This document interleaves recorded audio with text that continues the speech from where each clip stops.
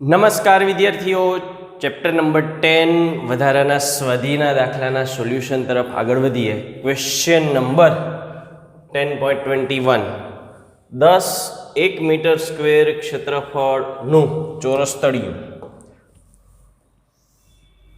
ધરાવતી એક ટાંકીની મધ્યમાં એક ઉધ્વ દિવાલ વડે વિભાજિત કરેલ છે. આ એક ટાંકી છે, એની વચ્ચે એક ઉધ્વ દિવાલ છે, એની વડે વિભાજિત કરેલ છે અને આ દિવાલના તળિયે એક નાના મિજાગરાવાળું 20 સેન્ટીમીટર સ્ક્વેર ક્ષેત્રફળનું બારણું છે. અહીંયા એક બારણું રાખેલું છે, આ નાનકડું બારણું છે.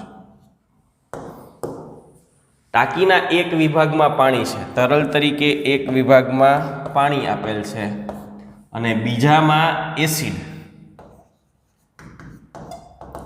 છે. બંને 4 મીટરની ઊંચાઈ સુધી ભરેલ છે. પાણી છે એની ઊંચાઈ પણ 4 મીટર છે અને એસિડ છે એની ઊંચાઈ પણ 4 મીટર છે. આ બારણું બંધ રાખવા માટે જરૂરી બળ કેટલું થશે? શું તો કે અહીંથી પાણી એના ઉપર દબાણ કરતું હશે, અહીંથી એસિડ દબાણ કરતું હશે, તો એ દબાણ થાય છે એને જાળવવા માટે, આ બારણું બંધ રાખવા માટે સંતુલન હોવું જોઈએ. તો સંતુલન માટે વ્યક્તિગત બળો કેટલા લાગે? તો કે પાણી દ્વારા દબાણ કેટલું લાગશે? તો કે PW is equal to ρW HW into G. પછી આવું જ તો કે એસિડ દ્વારા લગાણ લાગશે, એસિડ દ્વારા દબાણ PA is equal to ρA HAG. ρA acid માટે સાપેક્ષ ઘનતા 1.7 આપેલી છે. સાપેક્ષ ઘનતા 1.7 છે, આનો અર્થ શું થાય? તો કે આ માહિતીનું આપણે અર્થઘટન કરીએ તો એસિડની ઘનતા છેદમાં પાણીની ઘનતા ઇઝ ઇક્વલ ટુ 1.7. અર્થાત અહીંયા આપણે લખી શકીએ કે 1.7 ρW HAG અને પાણીની ઘનતા તો 1000 કિલોગ્રામ પ્રતિ મીટર ક્યુબ. આ એનું દબાણ આવશે. આ એકમ થશે ન્યૂટન. હવે બેમાંથી કયું દબાણ વધુ છે ને કયું ઓછું? સ્પષ્ટ અહીંયા આ કિંમતો ઉપરથી લાગે છે કે એસિડ દ્વારા જે દબાણ લાગશે એ વધુ હશે અને પાણી દ્વારા જે લાગે છે એ ઓછું હશે. તો એને સંતુલનમાં જાળવવું છે. પાણી દ્વારા અહીંયા દબાણ લાગે છે અને એસિડ દ્વારા જે લાગે છે એ સંતુલનમાં જાળવવું છે. તો જો પાણી દ્વારા લાગતું દબાણ ઓછું હોય તો આપણે હજુ કંઈક બાહ્ય બળ લગાડવું પડે જેથી આપણે બારણું બંધ જાળવી રાખીએ. એટલે એ લખીએ અહીં P acid greater than PW હોવાથી શું કરવું પડશે? તો કે પાણીથી એસિડ તરફ બાહ્ય બળ દ્વારા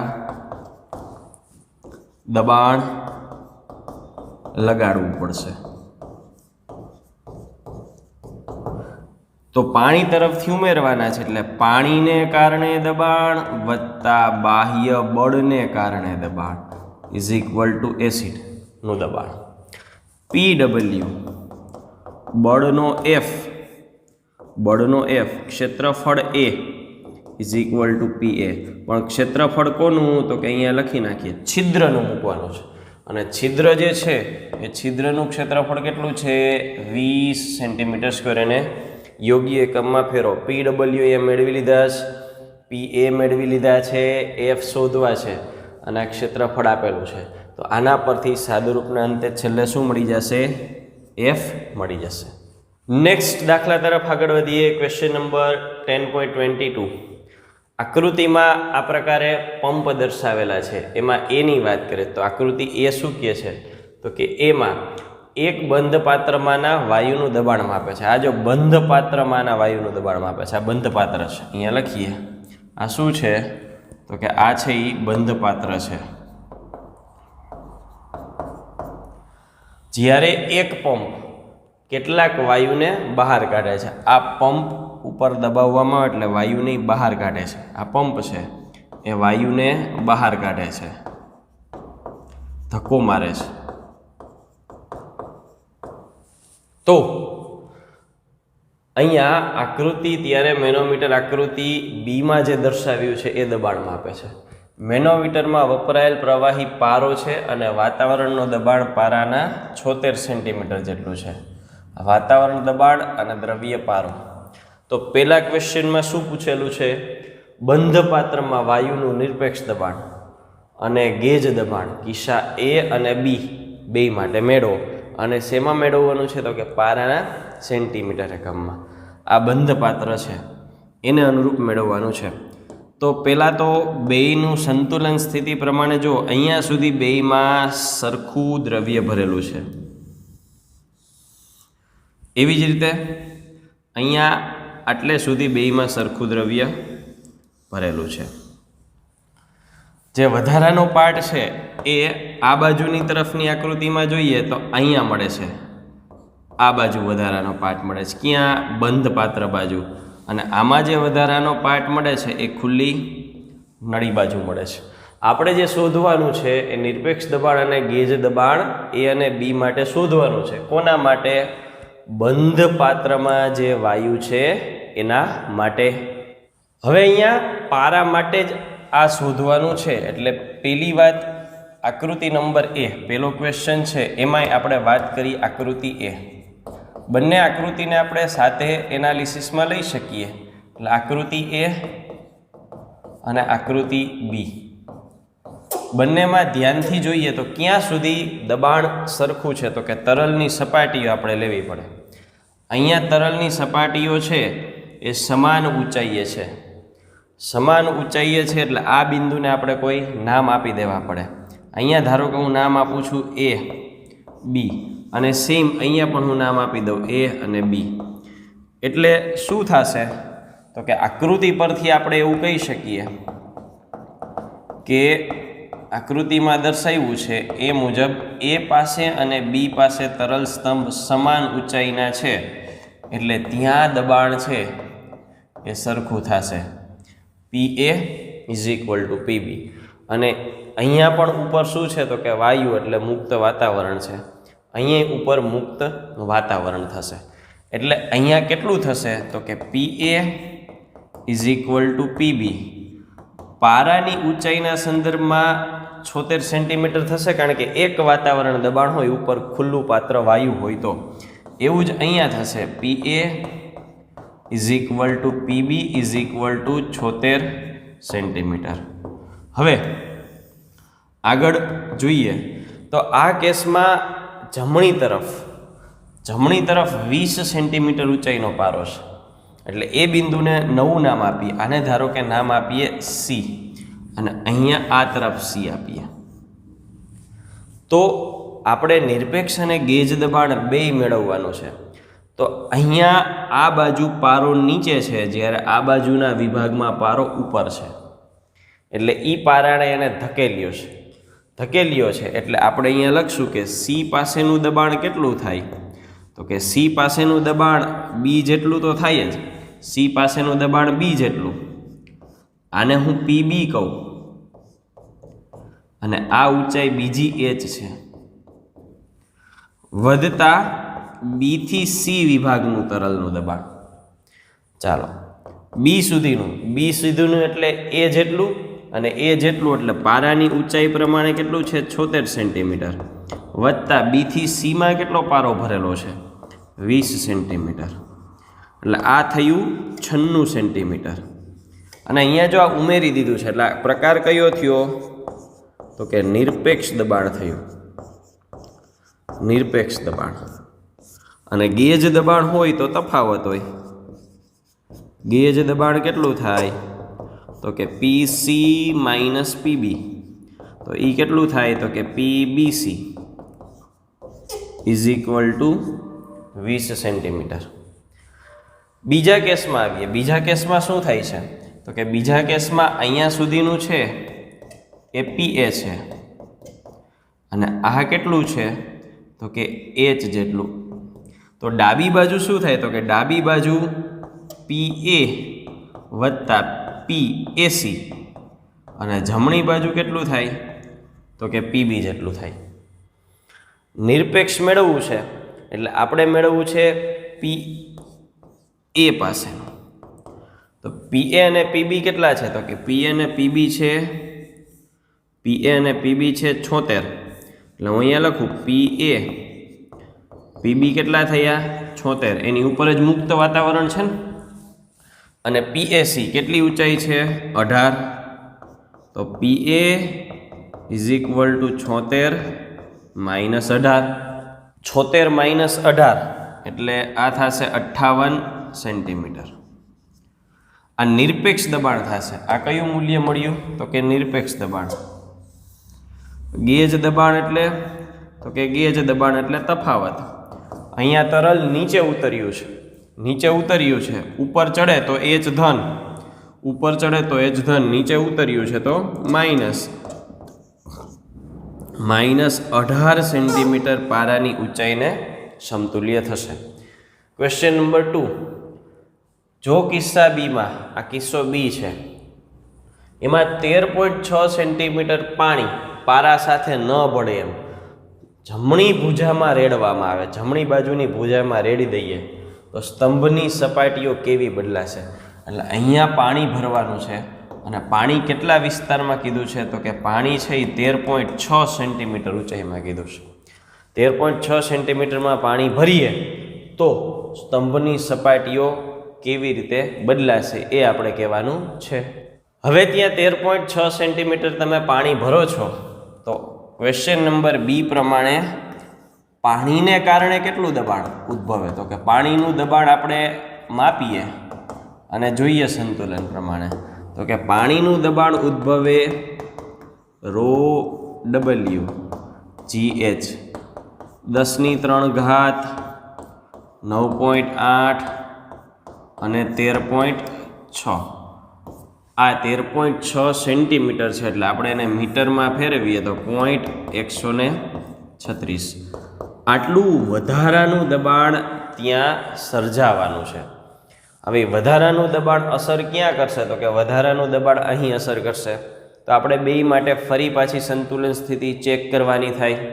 હવે આ દબાણ લાગવાનું છે કોના ઉપર પારા પર. તો પારા માટે અસરકારકતા શું થાય તો કે પારા માટે તો કે P is equal to ρ mercury H અને G. તો H ઇઝ ઇક્વલ ટુ અહીંયા જે પાણીએ દબાણ લગાડ્યું પારા માટેની ઘનતા કેટલી થાય તો કે વાયુ કરતાં 13.6 ગણી. એટલે અહીંયા કોમ્બિનેશન પ્રોપર આપ્યું જ છે અથવા તો કોષ્ટકમાંથી જોઈ લેવાની ઇન્ટુ G. આ જવાબ મેળવી લો. આટલું પારા ઉપર દબાણ વધારશે, એટલું પારા ઉપર દબાણ વધારશે એટલે અહીંથી એટલો પારો એનું દબાણ અહીંયા વધારાની અસર થશે. એ જ જેટલી અસર અહીંયા વધારાની થશે.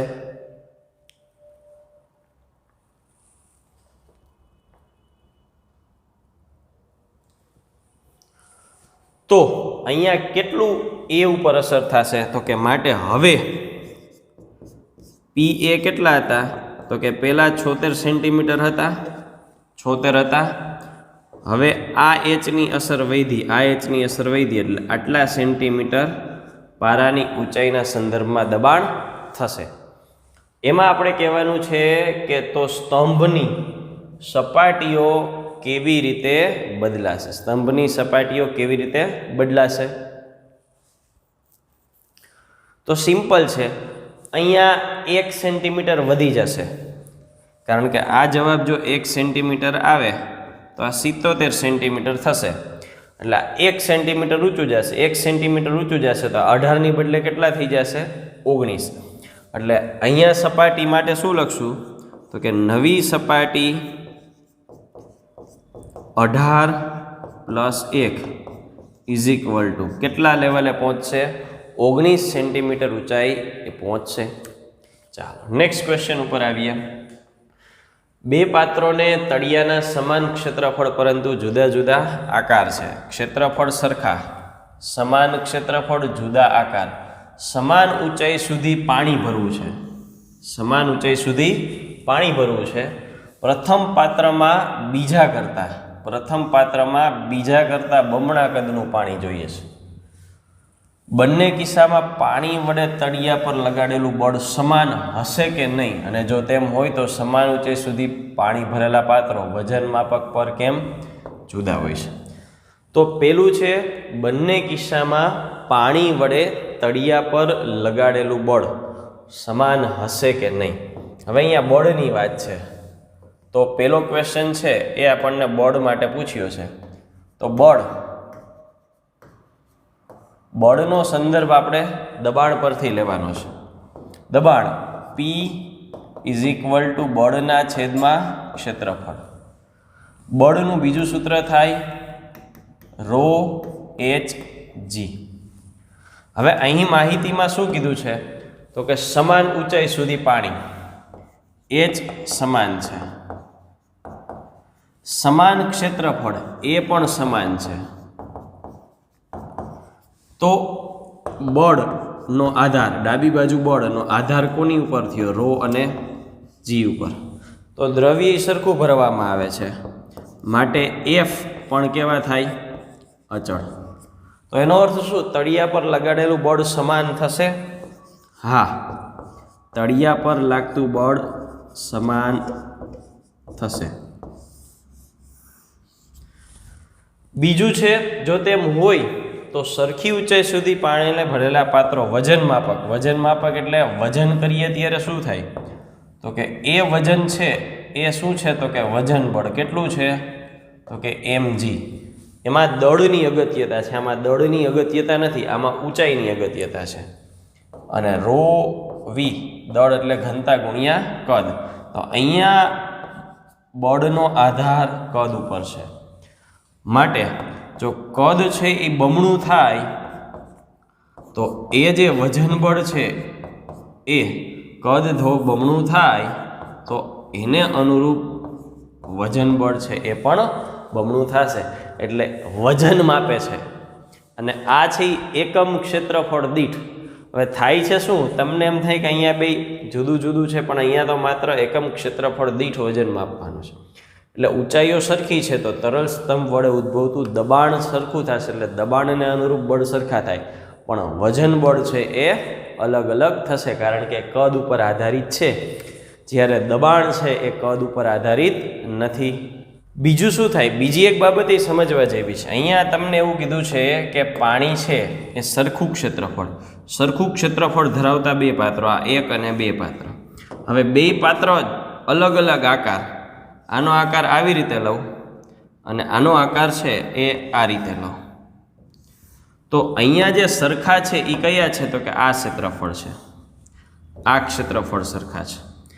બાકીની વાત અહીંયા કોઈ કરી નથી. હવે તરલ તો સમગ્ર પાત્રમાં ભરેલું છે, તો બળ માત્ર એવું નથી કે નીચે જ લાગતું હોય, બળ અહીંયા પણ લાગતું હોય, અહીંયા પણ સપાટીને લંબ રૂપે બળ લાગતું હોય. તો એ જે બળ લાગે છે એની અસરકારકતા જુદી સપાટી ઉપર જુદી હોય, પણ અહીંયા સપાટી માટે જે આ બળ લાગે છે, આ ઘટક છે, એ બે માટે સરખો થશે, જે દબાણ માટે જવાબદાર છે. આ સપાટીઓ માટેની અસરકારકતા જુદી હોય. એક અવલોકન એવું જોવા મળે છે કે અહીંયા તરફ જો નીચે લાગતું બળ F હોય, આ પાત્ર છે એમાં જો તરલને લીધે નીચે લાગતું બળ F હોય, તો બાજુઓ પર લાગતું બળ એનાથી અડધું હોય છે. કેટલું હોય છે? F/2 જેટલું. નેક્સ્ટ ક્વેશ્ચન ઉપર આવીએ. લોહી ચડાવવાની એક પ્રક્રિયા, લોહી ચડાવવાની એટલે વ્યક્તિને આપણે લોહી ચડાવીએ છીએ ત્યારે અહીંયા 2000 પાસ્કલ ગેજ દબાણ હોય તેવી શીરામાં દાખલ કરેલ છે. લોહી ભરેલું પાત્ર કેટલી ઊંચાઈએ મૂકવું જોઈએ કે જેટલી આ દબાણ ઉત્પન્ન કરી શકાય? આ દબાણ આપણે ઉત્પન્ન કરવું છે, એટલે હંમેશા જ્યારે બાટલો ચડાવવામાં આવે ત્યારે બાટલો ઊંચાઈ ઉપર રાખેલો હોય. વ્યક્તિ કરતાં બાટલાની ઊંચાઈ વધુ હોવી જોઈએ. જો ઊંચાઈ ઘટી જાય તો બાટલામાં લોહી આવવાનું ચાલુ થઈ જાય. બાટલામાંથી મળતા પ્રવાહીનું દબાણ વધુ હોવું જોઈએ. એટલે સિમ્પલી આપણે એવું કહી શકીએ કે લોહી ચડાવવા માટે જે બાહ્ય લોહી છે અથવા તો બાટલો છે ઇંગ્લિશમાં પાઇન્ટ કહેવાય. બાટલાનું દબાણ છે એ વધુ હોવું જોઈએ. કોના કરતાં? તો કે શરીરમાંના લોહી કરતાં વધારે હોય તો જ શક્ય બને, અથવા ઇક્વલ, છેલ્લામાં છેલ્લી સ્થિતિ ઇક્વલ. અહીંયા 2000 પાસ્કલ આપેલું છે, is equal to rho Hg, તો H is equal to 2000 rho blood લોહી માટે ઇન્ટુ G. લોહી માટે આ મૂલ્ય આપણને ટેક્સ્ટબુકમાં આપેલું છે, એ આપણે લેવાનું થશે. આટલા મીટર ઊંચાઈએ બાટલો રાખવો પડે. નેક્સ્ટ ક્વેશ્ચન, બર્નોલીનું સમીકરણ મેળવવા માટે આપણે કાર્ય ઇઝ ઇક્વલ ટુ ગતિ ઉર્જા અને સ્થિતિ ઉર્જાનો ફેરફાર લીધો હતો. તો પેલું વહન સ્તરીય રહે તે માટે લોહીના વહનનો મહત્તમ સરેરાશ વેગ, વહનનો મહત્તમ સરેરાશ વેગ 2 × 10⁻³ મીટર વ્યાસની ધમનીમાંથી કેટલો થાય?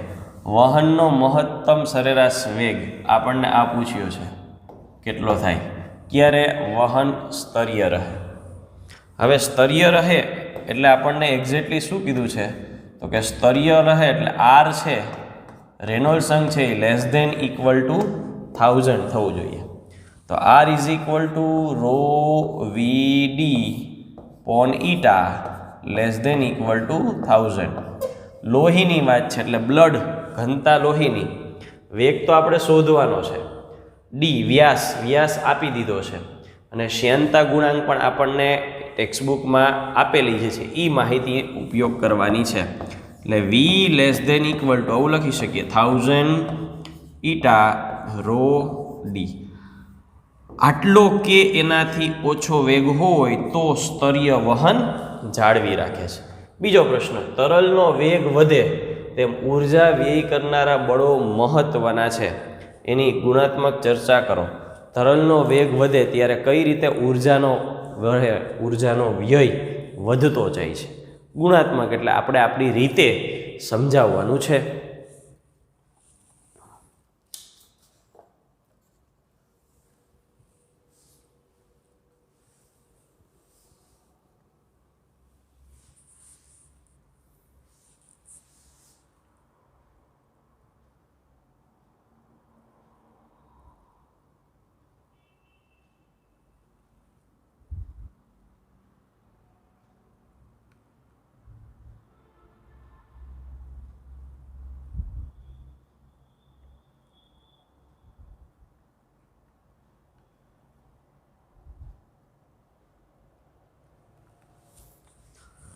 તો સિમ્પલ આ ચર્ચાને આપણે આગળ વધારીએ કે જ્યારે તરલ આગળ વધે છે, તરલ આગળ વધે છે એટલે આપણે એ જ આકૃતિ પરથી આ ચર્ચા કરીએ. તો આપણે શું આપીએ છીએ? તો કે અહીંથી દબાણ આપીએ છીએ, અને અહીંયા આપણે આમ તો દબાણ P2 વિરુદ્ધ દર્શાવીએ છીએ, પણ થાય છે શું? તો કે બાહ્ય દબાણ આપણે લગાડીએ છીએ. તો બાહ્ય દબાણ એમને નથી લગાડ્યું, ઉર્જા સ્વરૂપે લગાડ્યું છે. જેમ જેમ આગળ જાય, આગળ જતા ઉર્જા વપરાતી જશે, ઉર્જા વપરાશે, ઉર્જા વપરાશે એટલે ઉર્જા ઘટે, ઘટે એટલે દબાણ, અને દબાણને અનુરૂપ ઉર્જામાં શું થાય? તો કે ઘટાડો થાય. દબાણ અને એને અનુરૂપ ઉર્જામાં ઘટાડો થાય. એને અનુરૂપ ઉર્જામાં ઘટાડો થાય એટલે બર્નોલીનું સમીકરણ છે P + 1/2 ρv² + ρgh = અચળ. આ સિદ્ધાંતને અનુસરે છે. હવે આપણે એમાં ઉર્જા વ્યય કરનારા પરિબળોની વાત કરીએ તો અત્યાર પૂરતો આ ટેમ્પરરી મુદ્દાને ભૂલી જઈએ. સમક્ષિતિજ વહન લઈએ તો આ સમજવામાં સરળ રહે. દબાણ ઘટ્યું તો વેગને શું થવું પડે? આ અચળ જાળવવા માટે વેગને શું થવું પડે? વધવું પડે. અને વેગ વધે તો આ વહન છે અસ્થાયી અથવા તો પ્રક્ષુબ્ધ થાય. જો એકદમ ઓછો વેગ હોય ને તો સ્થાયી વહન થાય, સ્તરીય વહન થાય, ધારારેખી વહન થાય, આદર્શ વહન થાય. જેમ જેમ વેગ વધે એમ અસ્થાયી થાય. તમને એક સિમ્પલ એક્ઝામ્પલ આપીએ. 26મી જાન્યુઆરી ને 15મી ઓગસ્ટે પરેડ હોય છે. દરેક જગ્યાએ દરેક રાજ્ય પ્રમાણે હોય છે, આખા દેશની પરેડ પણ હોય છે. તો એ આખા દેશની જે પરેડ હોય છે એમાં તમે મિલિટરીના જવાનો પરેડ કરે છે તો એમાં એક સાથે વાહનો ચલાવતા હોય છે. એ વાહનો એક સાથે ચલાવી શકે, બુલેટ લઈને એક સાથે વાહન ચલાવતા હોય તો એ બુલેટની ઝડપ ધીમી હોય છે. વાહન ધીમે હોય ને તો જ એક સરખા ચાલી શકે. કોઈ દિવસ તમે એવું નહીં જોયું કે અતિ સ્પીડમાં બધા બુલેટ એક સાથે જાય. એટલે જ્યાં સુધી ધીમું વહન હોય ને ત્યાં સુધી સ્થાયી એક સરખું વહન શક્ય બને, પણ જેમ ઝડપ વધવા માંડે એમ એક સરખાપણું નીકળી જાય, અસ્તવ્યસ્તતા વધી જાય, અને અસ્તવ્યસ્તતા વધવી એટલે ઉર્જાનો વ્યય વધવો. નેક્સ્ટ ક્વેશ્ચન 10.25 બર્નોલીનું સમીકરણ માટે આપણે કહીએ છીએ કે ભાઈ કાર્ય ઇઝ ઇક્વલ ટુ ગતિ ઉર્જાનો ફેરફાર વત્તા સ્થિતિ ઉર્જાનો ફેરફાર. તો પહેલો પ્રશ્ન છે કે ઉર્જા વ્યય કરનારા પરિબળોની હાજરીમાં તરલ આગળ વધે તેમ દબાણ કઈ રીતે બદલાય? તો કે આપણને એ ખબર છે કે તરલ આગળ વધે એટલે આપણે જે બાહ્ય ઉર્જા આપી હોય એ બાહ્ય ઉર્જા છે એ વપરાશે એટલે એનો જથ્થો ઘટે. બાહ્ય ઉર્જા કોના દ્વારા આપીએ છીએ? જો તરલની થિયરી યાદ આવે તો આપણે શું કરીએ છીએ તો કે આ બાજુથી દબાણ લગાડીએ છીએ. દબાણ લગાડીએ, ધક્કો મારીએ છીએ એટલે તરલ આગળ જાય છે. એટલે કોના સ્વરૂપે આપીએ છીએ તો કે બાહ્ય ઉર્જા છે એ દબાણ દ્વારા આપીએ છીએ. તો જેમ જેમ તરલ આગળ જતું જશે, માટે આગળ જેમ જેમ જઈએ એમ ઉર્જા છે એ વપરાતી જાય એટલે ઘટતી જાય. તો એને અનુરૂપ દબાણનું મૂલ્ય પણ શું થશે? ઘટતું જશે. બીજો પ્રશ્ન, તરલનો વેગ વધે તેમ ઉર્જા વ્યય કરનારા બળો મહત્વના બને છે. કઈ રીતે? એક સિમ્પલ એક્ઝામ્પલ લઉં છોકરાઓ. 26મી જાન્યુઆરી અથવા 15મી ઓગસ્ટે પરેડ હોય છે, રાજ્ય કક્ષાની ઉજવણી હોય કે રાષ્ટ્રીય કક્ષાની ઉજવણી. ત્યારે જવાનો મિલિટરીનો શો હોય છે જે જુદા જુદા વાહનો પર, બુલેટ પર પરેડ કરે છે. આ વાહનો પરેડ દરમિયાન એક જ સરખા એક જ લાઇનમાં 15, 20, 50, 100 જેટલી સંખ્યાના એક જ લાઇનમાં જતા હોય છે, પણ બધાની ઝડપ કેવી હોય છે? ધીમેથી જતા હોય છે. એટલે ઝડપ જ્યાં સુધી ધીમી હોય, ધીમું અથવા ઓછી હોય ત્યાં સુધી બધાય એક સાથે જઈ શકે, એક સરખું વહન થઈ શકે. એટલે એક સરખું વહન થાય એને સ્થાયી વહન કહેવાય. વી જો વધે, બધાઈને એમ કહે કે તમે ઊંચી સ્પીડે આ વહન જાળવી રાખો, તો જો વધારે સ્પીડે જાળવવાનો પ્રયત્ન કરે ને તો એ એક સરખું ન રહે એટલે અસ્થાયી થઈ જાય. અસ્થાયી થઈ જાય એટલે અસ્તવ્યસ્તતા વધી જાય. અસ્તવ્યસ્ત ગતિ થાય એટલે ઉર્જા છે એનો વ્યય વધી જશે. એટલે ઝડપ વધુ એમ અસ્તવ્યસ્ત ગતિ વધુ એમ ઉર્જાનો વ્યય વધુ.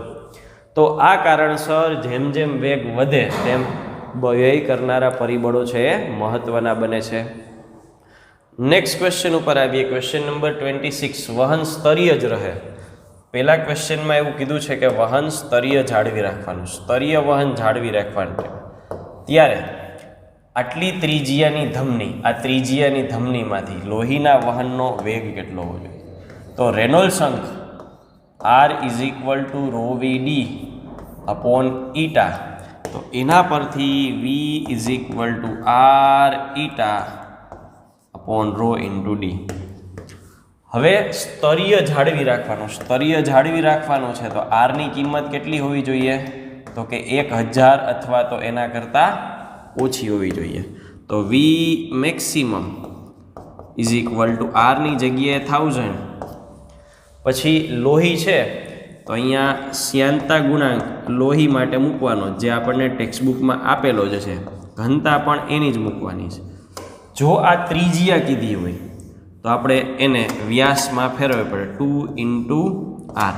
તો 2 × R વ્યાસ કીધો હોય તો એઝ ઇટ ઇઝ મૂકી શકીએ અને અહીંયા આપણને વેગ મળી જશે. અહીંયા કદાચ કોઈ આંકડો હશે જે ટાઈપમાં રહી ગયો હશે. બીજો ક્વેશ્ચન, તેને અનુરૂપ વહન દર કેટલો થશે? વહન દર પૂછ્યો છે. ક્વેશ્ચન નંબર બી, વહનનો દર શોધવાનો છે અને એને અનુરૂપ શ્યાનતા 2.84 ગુણ્યા 10⁻³ પાસ્કલ ઇન્ટુ સેકન્ડ આપેલી છે. વહન દર એટલે શું? તો કે વહન દર એટલે દળના છેદમાં સમય. દળ એટલે ઘનતા ગુણ્યા કદ છેદમાં સમય. ઘનતા, કદ એટલે તો કે ક્ષેત્રફળ ગુણ્યા લંબાઈ છેદમાં સમય. રો એ ઇન્ટુ વી, ઘનતા રો πr² ઇન્ટુ વી. ઘનતા, લોહીની ઘનતા ત્રિજ્યા આપેલી છે અને વેગ અહીંયા મેળવી લીધો લે છે. આ કિંમત મૂકો એટલે વહન દર કિલોગ્રામ પ્રતિ second. Next question, question number 27. એક વિમાન અચળ ઝડપથી સમક્ષિતિજ ઉડ્ડયન ઉડી રહ્યું છે. અચળ ઝડપથી સમક્ષિતિજ ઉડ્ડયન. દરેક પાંખનું ક્ષેત્રફળ 25 મીટર સ્ક્વેર છે. જો પાંખની નીચેની સપાટીએ વેગ આટલો છે અને ઉપરની સપાટીએ આ મુજબ હોય તો વિમાનનું દળ શોધો. હવાની ઘનતા 1 કિલોગ્રામ પ્રતિ મીટર ક્યુબ લ્યો. એટલે વિમાનની પ્રતિકાત્મક આકૃતિ દોરીએ તો આ વિમાન થાય. ઉપરની સપાટી છે ને આપણે 1 નંબર કહી દઈએ. જે દબાણ લાગે છે એ P1, અહીંથી આ તરફ દબાણ લાગે P2, અનુરૂપ વેગ V1 અને અનુરૂપ વેગ V2. તો બર્નોલીના સમીકરણ પ્રમાણે સમક્ષિતિજ ઉડે છે એટલે પહેલાં તો બેઝિક સમીકરણ લઈએ તો P = 1/2 ρv² પ્લસ ρgh = અચળ. પણ સમક્ષિતિજ સપાટી છે એટલે h પણ સરખા હોય એટલે આ ભાગે નીકળી જશે તો આ બે જ ભાગ રહેશે એટલે ડાબી બાજુ વધશે P1 + 1/2 ρv1² = P2 + 1/2 ρv2².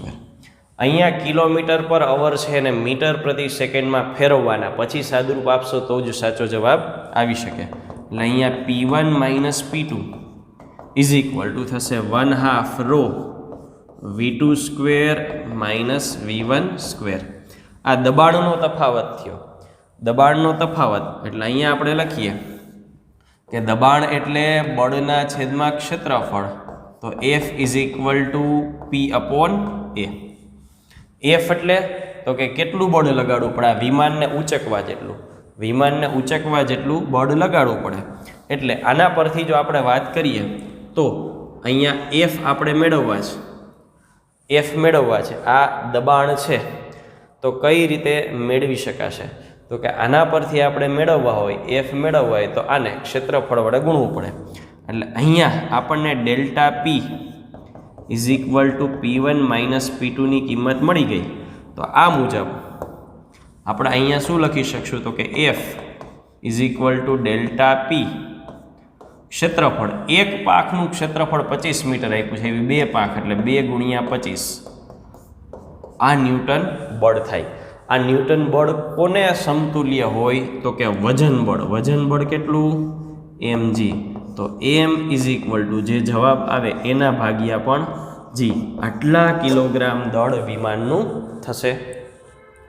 Next question, question number 28. મિલિકનના ઓઇલ ડ્રોપ પ્રયોગમાં 2 × 10⁻⁵ મીટર ત્રિજ્યા, 1.2 × 10³ કિલોગ્રામ પ્રતિ મીટર ક્યુબ ઘનતા ધરાવતા બૂંદને અંતિમ વેગ કેટલો હશે?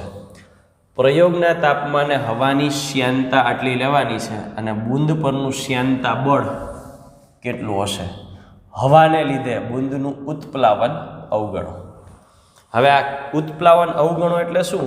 તો કે આપણે જે ટર્મિનલ વેગની થિયરીમાં FB = ρf Vg અથવા તો ρ0 Vg એ લેતા એ કેટલું લેવાનું કીધું? તો કે 0 લેવાનું કીધું. તો ટર્મિનલ વેગના સૂત્રમાં જ આ બાબતની આપણે અસર જોઈએ તો ટર્મિનલ વેગ V = 2/9 r² અથવા a²g / η ρ - ρ0. અહીંયા અવગણવાનું કીધું છે, એનો અર્થ કયો ભાગ અવગણવાનો છે? આ ભાગ અવગણવાનો છે. એટલે સમીકરણનું સ્વરૂપ શું થશે? તો કે 2/9 r² g upon eta into ρ 2/9 r ત્રિજ્યા g ગુરુત્વાપ્રાવેગ eta શ્યાનતા આપેલી છે ઘનતા 1.2 × 10⁻³ આ બધી કિંમત મૂકશો એટલે ટર્મિનલ વેગ મળશે મીટર પ્રતિ સેકન્ડ. આગળનો પ્રશ્ન શું છે? બુંદ પરનું શ્યાનતા બળ કેટલું હશે? શ્યાનતા બળ પૂછ્યું છે. તો શ્યાનતા બળનું સૂત્ર થાય F = eta a v/l. eta એ ક્ષેત્રફળ માટે શું મૂકીશું? πr². બરાબર છે. વેગ v અને લંબાઈ l. હવે eta πr², eta છે પાઈ, r છે ત્રિજ્યા છે, v વેગ અહીંથી મળી ગયો છે અને લંબાઈ તો લંબાઈ અહીંયા નથી પણ બુંદ પરનું શ્યાનતા બળ. હવે સમજજો, શ્યાનતા બળ લખે ને એટલે આપણને તરત આ જ યાદ આવે, પણ મૂળ થિયરીને યાદ કરો તો તમને ખબર પડી જશે કે મૂળ થિયરીમાં બુંદ નહોતી. મૂળ થિયરીમાં શું હતું? તો કે ગોળી હતી. ગોળી એટલે ઘન. તો આપણે કહેતા હતા ઘન અને તરલ. તરલ તરીકે શું હતું? પ્રવાહી. તો ઘન અને તરલ વચ્ચે જે લાગે ને એ શું આવે? તો કે સ્ટોક્સનો નિયમ આવે. એટલે સ્ટોક્સના નિયમ મુજબ શ્યાનતા બળ શું થતું હતું? 6π eta rv. 6π eta કોના માટે લેવાનો? તો કે બુંદ માટે, તેલ માટે. એ આપણે ટેબલમાંથી ટેક્સ્ટબુકમાં આપેલો છે એ લેવાનો. r ત્રિજ્યા આપેલી છે અને વેગ અહીંયા મળી ગયો છે. એટલે ઉતાવળમાં આપણે આ સૂત્ર ઉપયોગ કરીએ તો એમ થાય કે એલની માહિતી નથી, પણ પરફેક્ટ થિયરી યાદ કરીએ તો ગોળી લીધી હતી અને ઘન પદાર્થ લીધો હતો. તો ઘન અને પ્રવાહી વચ્ચે લાગે તો સ્ટોકનો નિયમ, પ્રવાહી વચ્ચે લાગે તો શ્યાનતા બળ. તો આ મુજબ આપણને શ્યાનતા બળ મળશે. એકમ થશે ન્યૂટન. નેક્સ્ટ ક્વેશ્ચન તરફ આવીએ. Question number 29. પારાનો કાચ સાથેનો સંપર્ક કોણ 140 ડિગ્રી છે અને કાચની 1 મિલીમીટર ત્રિજ્યાની પાતળી નળી. આ આપેલું છે એ સ્મોલ a છે. પારો ભરેલ પાત્રમાં બોળેલી છે. બહારની પ્રવાહી સપાટીની સાપેક્ષે નળીમાં કેટલા પ્રમાણમાં નીચે ઉતરશે એ જ શોધવાનું છે. પ્રયોગના તાપમાને પૃષ્ઠતાણ આપેલું છે અને પારાની ઘનતા. તો અહીંયા મૂળ નિયમ શું હતો? તો કે કેસ નળી માટેનો મૂળ નિયમ હતો દબાણનો તફાવત ρHg = થતું હતું 2s/a into cos θ. તો h = 2s cos θ upon ρAg. 2s પૃષ્ઠતાણ, થીટાની બદલે 140, ρ એ ઘનતા આપણને અહીંયા આપેલી હશે. પારાની ઘનતા આપેલી છે. એ ત્રિજ્યા કેટલી આપી છે? 1 મિલીમીટર અને મીટરમાં ફેરવો અને g એટલે અહીંયા સાદરૂપ મળશે. હવે cos 140 છે તો cos 140 કઈ રીતે શોધશું? તો કે cos 140 એટલે 90 + 50. 90 ને કારણે કોસનું સાઇન અને બીજું ચરણ થાય 90+ એટલે માઇનસ. એટલે આ કિંમત શોધો. માઇનસમાં આવશે પણ માઇનસમાં જવાબ આવે એનાથી મૂંઝાવું નહીં. માઇનસ શું દર્શાવે? નીચે ઉતરે છે. પ્લસ હોય તો ઉપર ચડે છે. તો અહીંયા કઈ જ દીધું છે? નીચે ઉતરશે. નેક્સ્ટ ક્વેશ્ચનની વાત કરીએ. 30. 3 મિલીમીટર અને 6 મિલીમીટર વ્યાસના બે નાના છિદ્રો એકબીજા સાથે જોડી અને યુ આકારની ટ્યુબ બનાવેલી છે. આ ટ્યુબ કઈ રીતે બનાવેલી છે? તો કે આ એક અને આ બીજી બાજુ. આ બંનેના વ્યાસ અલગ અલગ છે. શું છે? તો કે આનો વ્યાસ છે એ 3 મિલીમીટર છે અને આ બાજુ જે વ્યાસ છે એ 6 મિલીમીટર છે અને યુ આકારની ટ્યુબ રચેલી છે. બંને છેડે ખુલ્લી છે, પાણી રાખેલું છે. તો બે ભુજામાં પાણીની સપાટી વચ્ચેનો તફાવત કેટલો હશે? પૃષ્ઠતાણ છે એ આ મુજબ લેવાનું છે. સંપર્ક કોણ 0, પાણીની ઘનતા અને જી આપેલું છે. મૂળ તો આપણે કેસ નળીનો સિદ્ધાંત જ લેવાનો છે. કેસ નળી મુજબ, કેસ નળીના સિદ્ધાંત મુજબ ρHg = 2s/r into cos theta. તો h is equal to 2s upon r cos theta. સંપર્ક કોણ કેટલો કહ્યો છે? 0. મૂકી જ દો છેદમાં રો g. એટલે h is equal to 2s r rho g. હવે બે બાબતો છે. તો અહીંયા આને અનુરૂપ h1 કેટલું? તો કે અહીંયા વાત કરીએ 2s પછી r, અહીંયા r1 આ 3 mm છે તો 1.5 mm થશે ને મીટરમાં ફેરવવાનો છે. રો g h1 મળી જશે. એ જ રીતે અહીંયા h2 2s r2 row g 6 mm છે વ્યાસ, ત્રિજ્યા 3 mm, મીટરમાં ફેરવીને h2 મેળવો. ચાલો પ્રશ્ન શું છે? એનો તફાવત. તો અહીંયા આપણે લાસ્ટમાં લખી શકીએ કે તફાવત કેટલો થાય તો જોવાનું આ બેમાંથી કોણ વધુ છે. એટલે h1 માઇનસ h2 એટલા માટે લખું છું કે આપણી પાસે આંકડા નથી. આંકડાકીય માહિતી ઉપરથી કદાચ એવું લાગે છે કે h1 વધુ આવશે ને h2 ઓછા આવશે. જે મોટા હોય એમાંથી નાના બાદ કરવાના અને લખવાનું કે આ વધારે ઊંચાઈ હશે ને આ ઓછી ઊંચાઈ હશે. Question number 31. આપણને હવાની ઘનતાનો ઊંચાઈ સાથેનો ફેરફાર આપ્યો છે. શું આપ્યો છે? તો કે rho is equal to rho 0 e raise to minus y upon y0. જ્યાં n છે એ આ મુજબ, એટલે કે ઘનતા છે 125 કિલોગ્રામ મીટર ક્યુબ એ સપાટી આગળ એટલે y ઇઝ ઇક્વલ ટુ 0 છે ને ત્યારે ઘનતા 125 કિલોગ્રામ પ્રતિ મીટર ક્યુબ છે. y0 એ અચળાંક છે. ઘનતાના ફેરફારને વાતાવરણનો નિયમ કહે છે. એટલે વાતાવરણના નિયમનું સમીકરણ છે, યુનિક છે.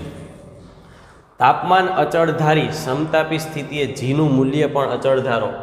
હવે આપણને શું કીધું છે? તો કે 4000 કિલોગ્રામનો બોજ ઉચકવા માટે 1425 મીટર ક્યુબ કદમાં મોટું એચી બલૂન વપરાય છે.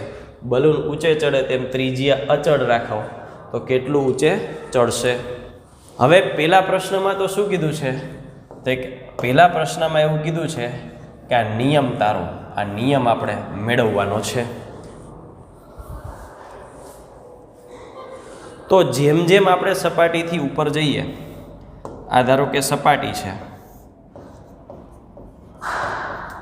સપાટીથી જેમ જેમ ઉપર જતા જઈએ એમ ઘનતા ઘટે છે. ઉપર જઈએ એમ વાય વધે અને ઘનતા ઘટે છે. વાય વધે ને ઘનતા ઘટે છે એટલે ઘનતાનો ઊંચાઈ સાથેનો ફેરફાર એક વધે ને એક ઘટે કોના સમપ્રમાણમાં હોય? તો કે ઘનતા જે છે એના સમપ્રમાણમાં હોય. ઘનતા પ્રમાણે આ ફેરફાર થાય છે.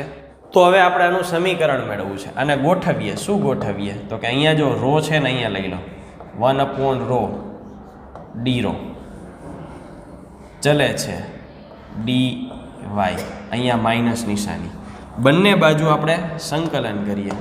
આ તરફે કરીએ અને આ તરફે કરીએ એટલે આ કેટલું થશે? તો કે 1/ρ એટલે log rho is equal to સપ્રમાણતા કાઢવા માટે અચળાંક મૂકી દઉં કે માઇનસ dy એટલે માઇનસ વાય પ્લસ સી. જ્યારે લિમિટનું હોય ને ત્યારે સી મૂકી દેવાય અહીંયા. તો આ લોગ છે એના મદદથી આ સાદુરૂપ આગળ વધારીએ તો log rho is equal to minus ky plus C. હવે ધારો કે સપાટી પર, અહીંયા સપાટી પર છે તો સપાટી પર વાય કેટલા થાય? 0 થાય. તો વાય ઇઝ ઇક્વલ ટુ 0 મૂકો જી. તો અહીંયા શું થશે? તો કે લોગ સપાટી પર છે ને એટલે લોગ અહીંયા રો 0 કરી નાખો. લો 0 ઇઝ ઇક્વલ ટુ આ તો 0 પ્લસ સી, અર્થાત log rho 0 is equal to C. ચાલો આ સૂત્રનું થોડું અર્થઘટન અહીંયા લેતા જઈએ. તો આ સીની જગ્યાએ મૂકવું માટે log rho is equal to minus ky plus log rho 0. તો log rho minus log rho 0 is equal to minus ky. માટે log rho upon rho 0 is equal to minus ky. log અહીંથી કાઢીએ તો તો rho upon rho 0 is equal to e raise to minus ky. ચાલો અહીંયા આગળ વધારો તો rho is equal to rho 0 e raise to minus કે વાય. જ્યાં સમીકરણમાં કેની જગ્યાએ શું આપેલું છે તો કે સમીકરણમાં કેની બદલે શું આપેલું છે 1/y0. એટલે પહેલા કિસ્સામાં આપણે આ સમીકરણ સાબિત કર્યું. બીજા કિસ્સામાં શું કીધું છે તો કે બીજા કિસ્સામાં આ સમીકરણ લેવાનું છે. બીજા કિસ્સામાં આ સમીકરણ લઈએ rho is equal to rho 0 e raise to minus y upon y0. 400 કિલોગ્રામનો બોજ 400 કિલોગ્રામનો બોજ ધરાવતું ઉચકવા માટે 1425 મીટર ક્યુબ કદમાં મોટું એચી બલૂન.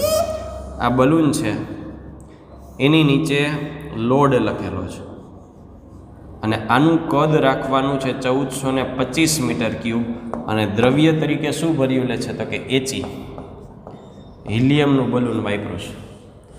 એ બલૂન ઊંચે ચડે તેમ ત્રિજ્યા અચળ રાખતું ધારી લ્યો તો તે કેટલું ઊંચું ચડશે y0 આ મુજબ લ્યો અને રો HE આ મુજબ લેવાનું છે. હવે કુલ દળ કેટલું થશે તો કે કુલ દળ છે આ બલૂન હિલિયમનો ભરેલો છે એટલે હિલિયમનું દળ થાય વત્તા નીચે આ લોડ રાખેલો છે. હિલિયમનું કદ છે 1425 એટલે હિલિયમની ઘનતા ગુણ્યા હિલિયમનું કદ વત્તા એમ.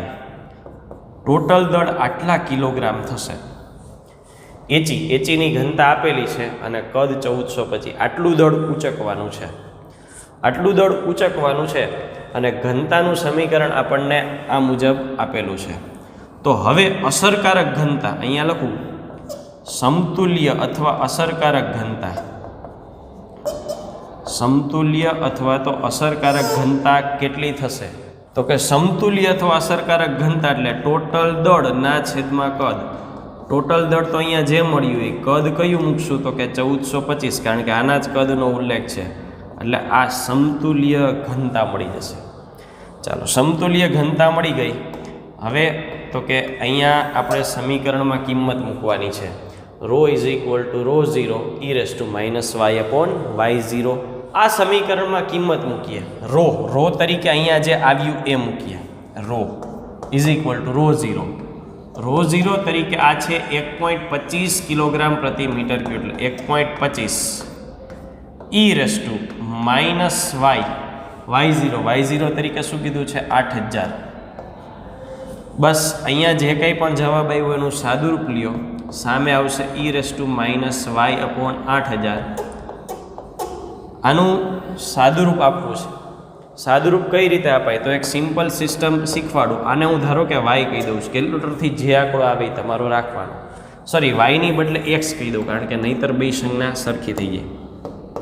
બે બાજુ લોગ લઈ લઉં લોગ અથવા તો અહીંયા લખું log x to the base e log e raise to minus y upon 8000 to the base e. એટલે આ એમનેમ રહેશે log e x to the base e. આ એક થઈ જાય ને ઘાત અહીંયા આવી જાય માઇનસ વાયના છેદમાં 8000. આને કેવી રીતે ફેરવે તો કે આને ગુણી નાખો 2.303 એ ગુણી નાખો એટલે અહીંયા આધાર તરીકે e ને બદલે 10 આવી જાય is equal to minus y upon 8000. બસ દાખલો અહીંથી પૂર્ણ. એક્સ તરીકે કંઈ કિંમત આપેલી જ છે ને એટલે અહીંયા 2.303 અહીંયા જે કાંઈ પણ કિંમત છે એનું લોગ ટેબલમાંથી લોગ જોઈ લો માઇનસ વાય અપોન 8000 એટલે એના પરથી વાયની કિંમત મળી જશે. તો આ સાથે અહીં આપણે વધારાના સ્વાધ્યાયને પૂર્ણ કરીએ છીએ. Thank you.